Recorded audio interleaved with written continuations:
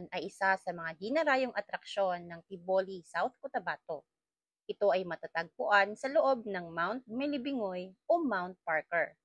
Ito ay hindi lang isang lawa dahil ito ay isang destinasyon na pinagsama ang natural na kagandahan ng kalikasan at kultural na aspeto dahil ito ay tinaguriang sagradong lugar ng tribong Tiboli.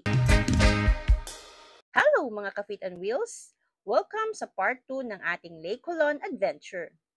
Sa videong ito, ipapakita namin ang iba't ibang aktibidades na pwede niyong gawin habang nasa Lake Coulon kayo. Ipapakita din namin ang dinaanan naming ruta pauwi, ang Sala Cafe Trail.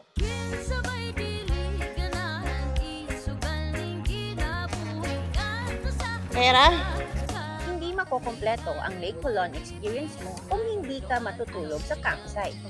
Camping by the lake, na walang mobile signal, walang internet, at walang kuryente.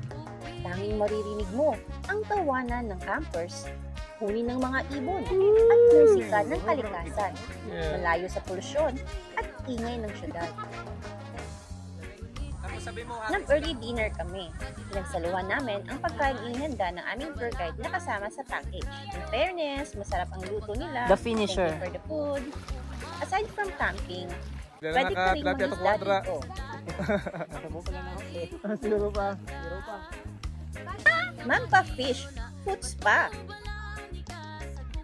At higit sa lahat, maligo sa lake.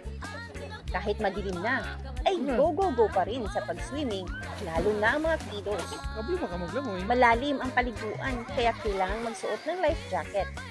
May available naman for rent sa campsite. Ang swerte namin sa gabing iyon, dahil nakisama ang panahon, walang ulan. At parang may fiesta sa campsite dahil ang daming campers sa araw na yun. Sa may gilid kami nakapwesto, kaya di masyadong crowded sa area namin. Buti na rin at may mga solar lights. At least, may liwanag sa dilim. Malamig ang gabi sa campsite, kaya make sure na magdala ng jacket and anything that can keep your body warm. May CR naman sa campsite, so don't worry if may tawag ng kalikasan. Pero expect na may bayad ha, for maintenance of course.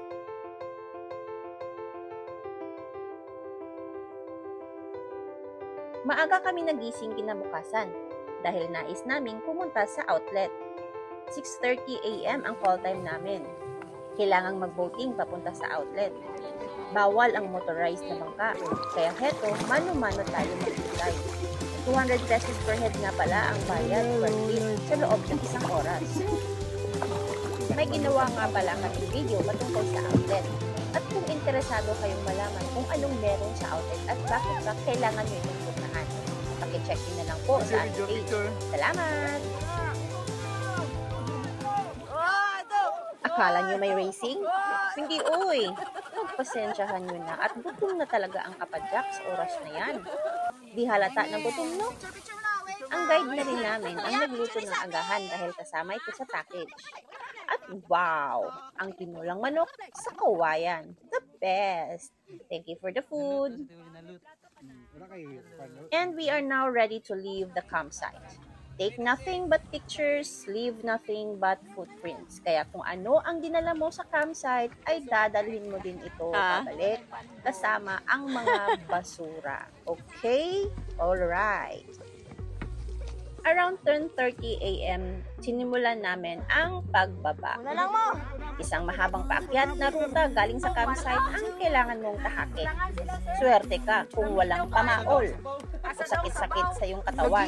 Pero kung meron man ay kakayanin pa rin. Of course, kailangan nating umuwi, di ba? At walang ibang daan kundi ito lang. Kaya go! Ang Sala Cafe Trail ay may 5 stations. From campsite to station 5 ay paakyat lahat ng daan.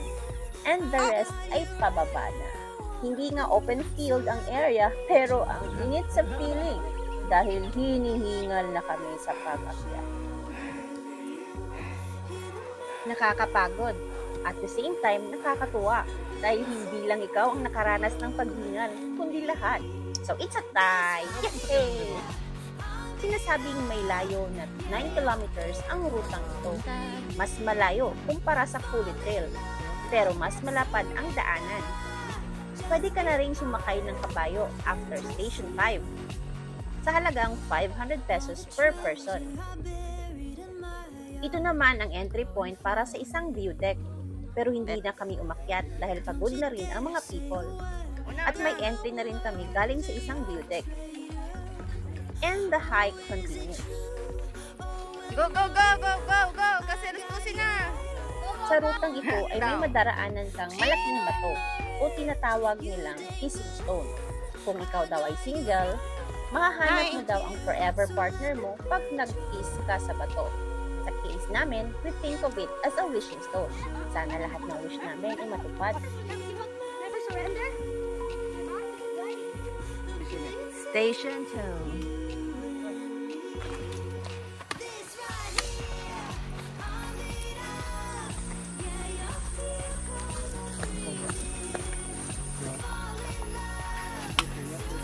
At bago ka pa man makarating sa Station 1, ay madaraanan mo itong century-old Balete Tree. Ang laki niya. Kaya huwag kalimutang kumuha ng picture dito. And finally, we arrived at Station 1. Lunch break muna. Isang pang madali ang kain lang ng pastel ay solved na. The taste. Yummy. From Station 1 ay may mga habal-habal na rin. Nasa inyo na kung mag-hike pa kayo or sasakay na. Mga lagpas 1 kilometer pa yata ang aming nilakay. May madaraanan kayong isang komunidad. May basketball court. Kung hindi naman kayo nagmamadali, ay pwede kayong maglaro saglit kung kaya pa ng powers nyo. Malilibang ka rin sa mga magagandang tanawin sa rutang ito.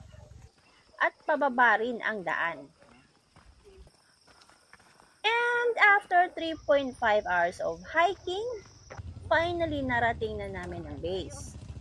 It was a wonderful experience, one of a kind. Papura sila ugma. Indeed, it was a challenging route, but a rewarding journey. Kaya don't miss to try the Lake Colon adventure.